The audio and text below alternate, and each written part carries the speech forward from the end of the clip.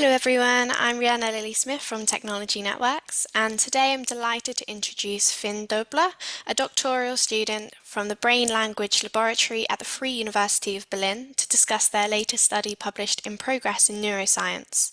Dobler and his colleagues used a brain-constrained neural network to reveal that language significantly influences human thinking. Okay, so can you elaborate on the specific methods used in the study to examine the modeling of human concept formation and the impact of language mechanisms on the emergence of concepts? Certainly. So we set out in this project to study the neurobiological basis of concept acquisition of both concrete concepts like dog or hammer and of more abstract concepts like beauty or peace or democracy. It's quite important to have a neurobiologically plausible model when we want to conduct neurocognitive research and if we want to answer some long-standing questions at the intersection of neurocognitive research and linguistics. Other domains of neurocognitive research can rely on animal models like mice or monkeys, but if we want to study language, we're not so lucky. It's quite the unique cognitive function of humans, so we kind of need to make our own models work. To investigate these processes, we have implemented so-called brain-constrained neural networks.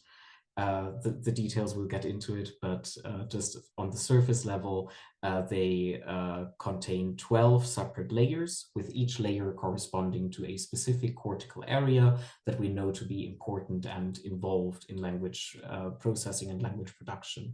Specifically, we implement cortical areas corresponding to visual processing and to the execution of hand motor action, and on the more linguistic side of things for auditory processing and articulatory action execution. On top of these primary, very modality-specific areas, we also implement hub areas that are highly connected and receive input from these modality-specific areas, allowing us to account for underlying structures in the brain. So using this setup, we can actually model both real-world experiences through this visual and this hand motor modality, as well as speaking and listening to words through correlated activity in auditory and articulatory cortical areas. So, the research emphasizes the influence of language on the formation of abstract concepts such as beauty or peace. So, what insights did the simulations provide regarding the role of language in building neuronal representations of abstract concepts?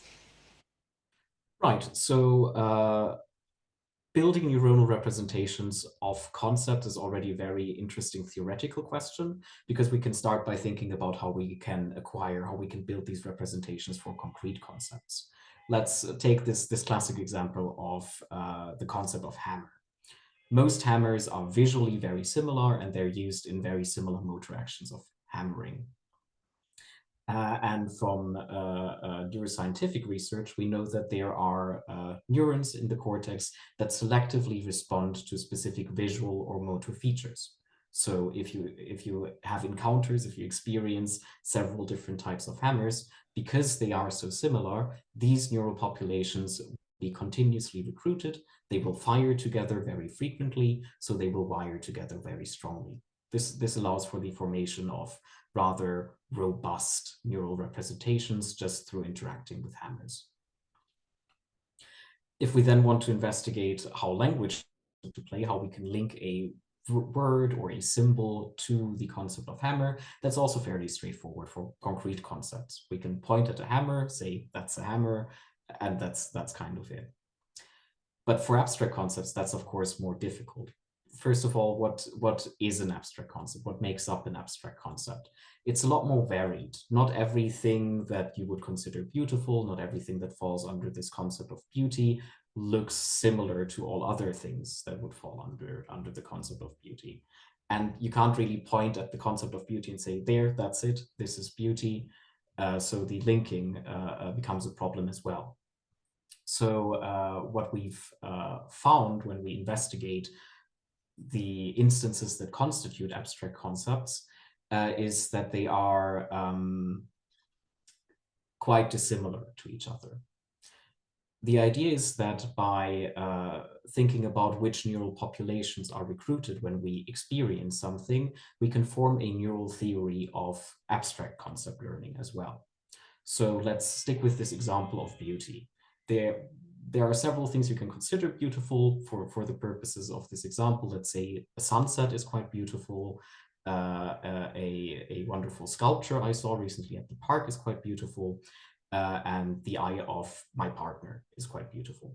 These are three things that visually look quite different and that I can interact with in very different ways, but I can all identify them as beautiful and they all elicit this sense of beauty in me. Now, when we look at them in this feature perspective, in this responsive neuron perspective, we might realize that both the eye of my partner and the sun's are quite prominently round, but the sculpture I recently saw is rather square. So roundness is not a necessary feature to be beautiful. So we already have two instances of beauty that share a feature and one that doesn't. And we can play that game quite a lot. For example, I can physically interact with the eye of my partner and with the sculpture, but I can't exactly touch the sunset. So if we now look at these features from the perspective of responsive neurons, we can think about these scenarios where I experience a sunset and these roundness feature neurons will activate. And if I see the eye of my partner, these roundness feature neurons will also activate. This allows them to bind together, even though the rest of the context is quite different.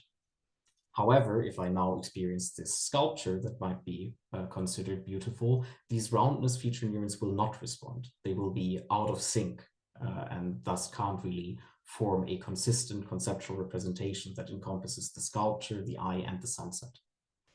So since we have these very different instances that can constitute an abstract concept, we can infer that it is quite difficult for a neural representation to form on the basis of firing together and wiring together and desyncing and delinking. This absence and presence of subsets of features makes it difficult on a neurobiological level to form these representations.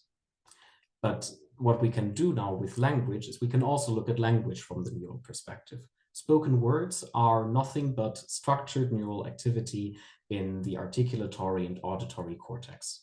So we now suddenly have additional neural features aside from what we can see and interact with in the real world. Thank you. So, what implications do these findings have for our understanding of neurobiological mechanisms and the causal influence of language on thought processes? So we find that the formation of concepts on a neurobiological level is dependent on a rather complex interplay between the real world, so the way that our perceptions are structured just by the way things are, and the function and structure of our real brain networks. By considering how words and real world experiences can be represented on a neural level, and by accounting for neurobiological learning mechanisms, we can now formulate and test a neurobiological theory of concept acquisition. Our findings so far describe the neuromechanistic basis for causal influence of language on thought processes, specifically on the perception of objects, on the categorization of objects, and on the formation of concepts.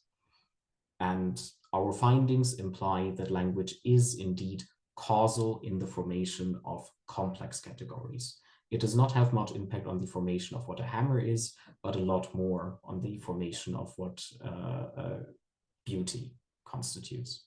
And finally, our findings imply that if we want to investigate the influence of language on thought further, it pays to investigate abstract concepts, these complex categories, a lot more than concrete ones. Perfect. Thank you for joining me today. Thank you so much for having me. To make sure you never miss a story, subscribe to Breaking Science News, the daily newsletter by Technology Networks. Bye.